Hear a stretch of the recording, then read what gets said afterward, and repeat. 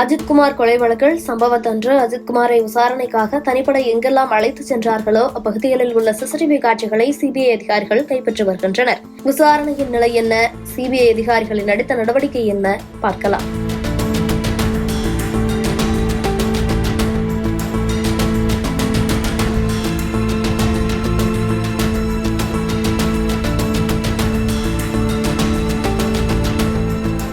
சிவகங்கை மாவட்டம் மடப்புரம் கோவில் காவலாளி அஜித்குமார் திருட்டு வழக்கு தொடர்பான விசாரணைக்காக தனிப்படை காவல்துறையினரால் அழைத்துச் செல்லப்பட்டு கொடூரமாக தாக்கப்பட்டு உயிரிழந்தார். இந்த கொலை வழக்கை தற்சமயம் சிபிஐ விசாரணை மேற்கொண்டு வரும் நிலையில் 9ஆம் நாளான இன்று 4 பேர் கொண்ட சிபிஐ அதிகாரிகள் குழு காலை திருபுவனம் காவல் நிலையம் வந்து அஜித்குமார் தனிப்படை காவல்துறையினரால் விசாரணைக்காக டெம்போ வேனில் அழைத்துச் சென்ற பகுதிகளில் காவல்துறை சார்பில் எந்த இடங்களில் சிசிடிவி கேமராக்கள் பொருத்தப்பட்டுள்ளது என்கின்ற பட்டியல்களை பெற்றுக்கொண்டு அந்தந்த பகுதிகளுக்கு சென்று விசாரணைக்காக அழைத்துச் சென்ற 27, 28 ஆகிய தேதிகளில் பதிவான காட்சிகளை சேகரித்து வருகின்றனர்.